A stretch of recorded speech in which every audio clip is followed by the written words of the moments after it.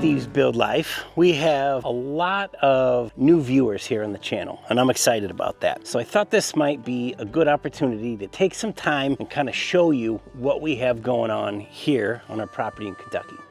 So we are on just under 100 acres here in southeastern Kentucky. I bought this property in July of 2020 and we've begun building cabins. Right now we have 2 done. We're working on a 3rd and actually here to start a 4th. So I thought I'd take you around and show you a little bit about what we've done, where it is. We'll try and do some overhead shots and show you kind of the shape of the property and where the cabins and structures are in relation to each other. I'll show you some of the future build sites, talk about some of the plans for those, and then maybe we'll take a look all the way at the top. There's a really cool scenic overlook. I want to take you guys up there.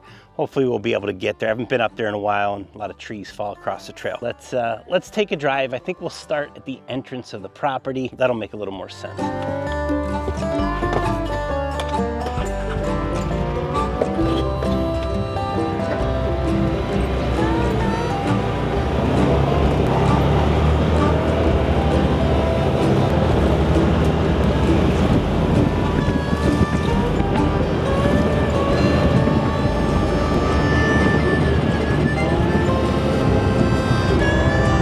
So here's the entrance of the property. It's kind of shaped like an amphitheater, if you will, or a big pork chop. And we're on the tip.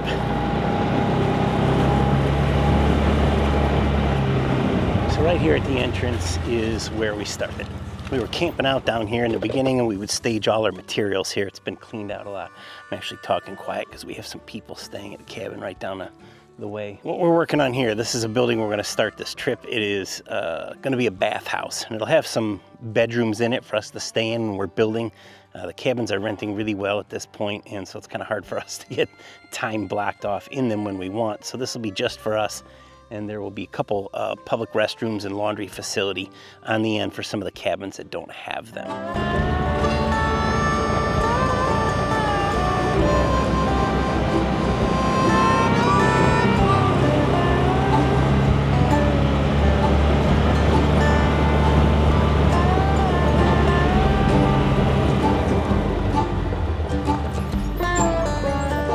Shed, as one can plainly see. Don't look at the code, or do. So I built this shed in my shop in Illinois. I actually hauled logs from here in Kentucky back to Illinois, sawed them up, built the wall and roof panels, and then hauled it all back here and put it together. So this is where we keep all our tools, everything we kind of operate out of here. You saw on the way in here, we had an outhouse with a shower in it. We collected rainwater actually in this tote on the side of the shed. That's how we took showers. That was our toilet while we were here camping, building the first cabin until we got some better accommodations. And I did buy a shipping container and had that put in here for a little more storage.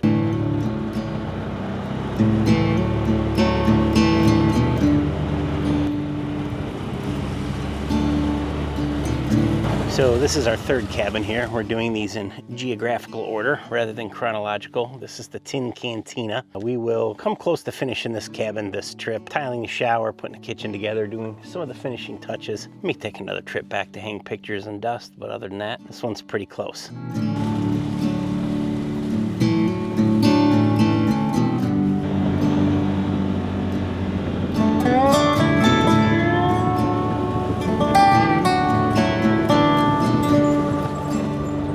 This is the first cabin we built. This is also the largest cabin that we do have or will have. This is called Squatch Hollow. This is the biggest clearing in the property. And when we first came here, this was so thick that you couldn't even hardly walk in here. So it's some bulldozers in here and an excavator and put this nice gravel road. Now it's, you can drive your Prius up here. But we started with this cabin, one, so that we could have large accommodations for all of us to stay in, the whole crew while we're here. Comfortable internet, nice TV, Netflix, all the things for at night. It's got this great big front porch on it. I'm really proud of this one. And if this didn't work out, if the cabins didn't rent, we ran out of money, the end of the world is here, whatever, what we would be left with is 100 acres with a really cool cabin on. So I wanted to do that one first, kind of test the waters. It's gone really well, so we're going ahead with the rest of it. Let's keep going here, and I'm going to show you the site of our next build after these two.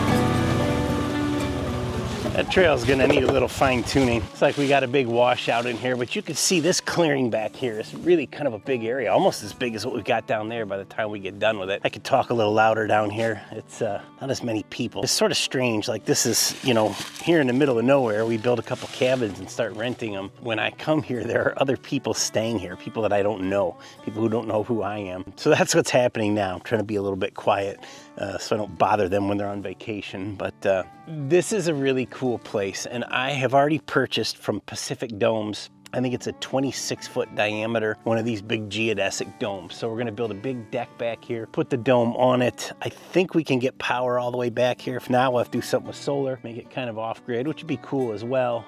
This obviously needs a lot of work with some machinery, some culverts in here, things like that. I am not sure if this is going to be the next build. Obviously, we're finishing a cabin. They're pouring the concrete for the bathhouse. We'll be putting the plumbing in ground before they pour, but that's just in a few days. They're gonna pour that concrete. We'll build the bathhouse. This may be next. I don't know. I just kind of go back and forth, and whatever we feel like doing, that's where we build. Here, it's like being a kid building a tree fort in the woods. You could just kind of do whatever you want. Let's climb up there and see if we could take a closer look. Yeah, this is cool up here. This was kind of a, we had the place logged, and this was kind of a landing area when you get to the bottom of the property. We are only probably a third of the way through the property. But all these chutes here, all these roads are drains for the way the water naturally comes off the mountain, but then they've taken dozers and skidders up there. You used to be able to go up right here, and you could run all the way up there to the top of the property, kind of own all the way around this whole peak. But it's really washed out and had a lot of trees. You know, if this is something where I'd like to make this an entire loop that comes back around, well, we're gonna have to get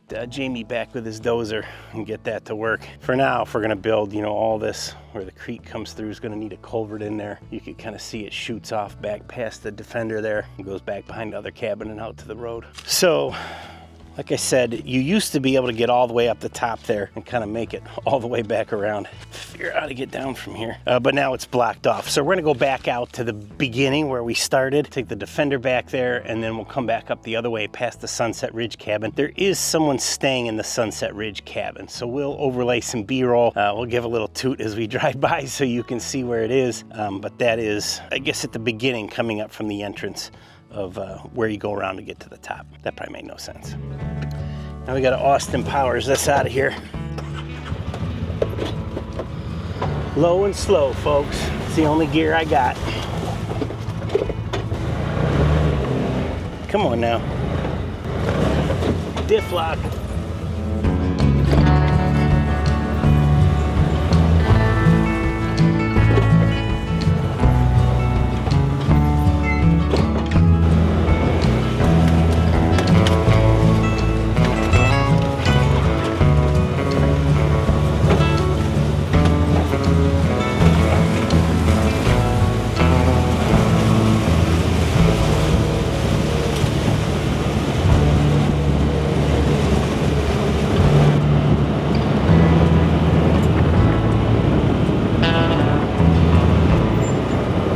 See through the trees up there. There is our second cabin that we did, the Sunset Ridge.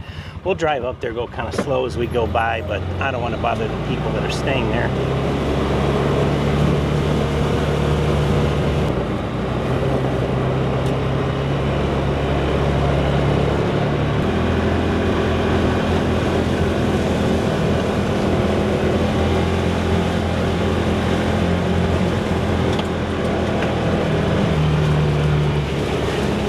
Here's kind of our next location. This is up the hill from the Sunset Ridge. We are actually, I'll show you guys, we are right on top of the other cabin. So that right there is the Tin Cantina. So this site I am kind of more excited for than the one where the dome is. And so that's why I say this might be where we go next. That might be, I don't know. But I'm gonna take the shipping container that's down there. We're gonna drag it up here. We're gonna put it kind of on stilts, I guess, so that it's kind of over the hill here with a big deck. We'll put a little master suite room addition on it. Rooftop deck. It'll have a whole covered kitchen area. I'm trying to decide which side to put it on. If I put it on the other side, it will be looking down on the Tin Cantina. You could see it back the other way. If I put it here, it's also pretty awesome view right here, but below me there's actually a road that goes down there. So from a like logistical standpoint of being able to drill piers and things like that, to have flat ground that you can drive to, that may be the way it goes. But man, what a view. Both sides are pretty awesome. This way, maybe it just needs a deck, or you'll be able to look at it off the rooftop. Let me show you guys what I'm talking about. That's the view right here. This side though, also pretty awesome.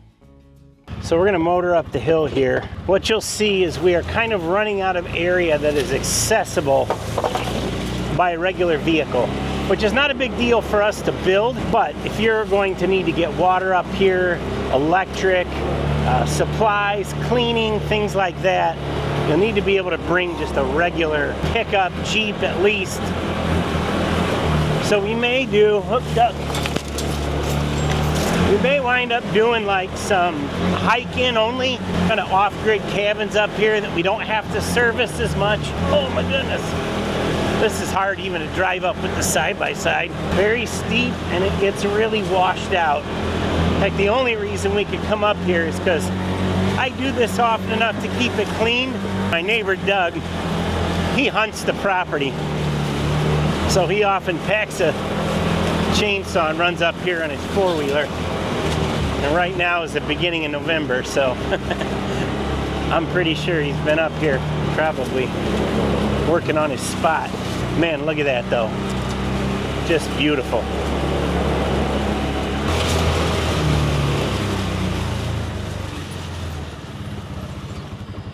This is one of my favorite spots right here. Man, look at that.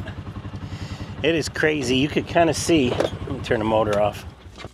I think right down there is about where we were looking at that dome site past the cabin. And if you see, there's kind of a ridge going up here. That's our property line. And then it goes around the top there, comes back down here.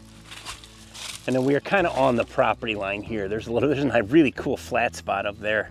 I thought it'd make a neat spot for a cabin, but boy, you could get a dozer up here and side by sides. That's about it.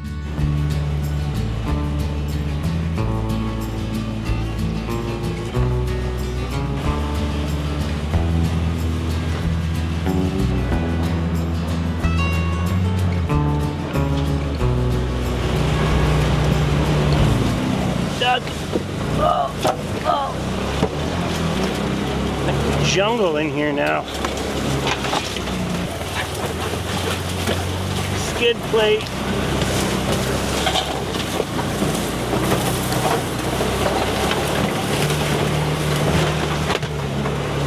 Well, hopefully that doesn't land us a flat tire.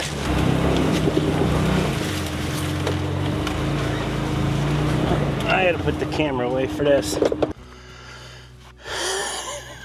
So, that's the closest I come to rolling this machine.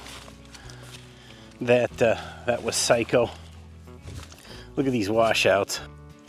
I don't know if you can even tell on camera, but I mean, those are 30-inch deep washouts. I made it all the way up there, decided it was a bad idea, and then went to back my way down. Wasn't ideal. Man, I did this before a while back in my Kawasaki machine, which is way more capable. I would do it again in that, but I think we're gonna stop here. So look at this view behind me. It's incredible. And if you can get to the top there, which I just can't right now, between the side-by-side not making it and having my knee replaced a couple months ago, it's not a good idea by myself here, but we will get the dozer up there. I'd like to make a driving range up there with some biodegradable fish balls like they hit off of cruise ships. I think that'd be pretty cool, but man, I mean, the other cabin's down there, but you gotta be able to hit a golf ball like a quarter mile to make it down there. It's crazy. I'm gonna turn you guys around again. Right up there is where the lookout tower would be on the back, and it's the same view the other way. That's the top of the mountain. Man, look at that. Well guys, I suppose this is as good a place as any. I tried to complete the loop. I guess I knew I wouldn't be able to, but it is kind of this big pork chop. Eventually I want to get where we went up that hill groomed. It just kind of goes up to the top point, the west a little bit, point of the property. There's a lot of rock shelves over there that I can't even get to right now, but once we can complete that loop and back down to where the dome was, you should be able to, mostly for guests, I think, hike all the way around. This would be a long hike. It's probably, God, I mean, it's got to be every bit of 2 miles to make it all the way around. It'd be a lot of fun.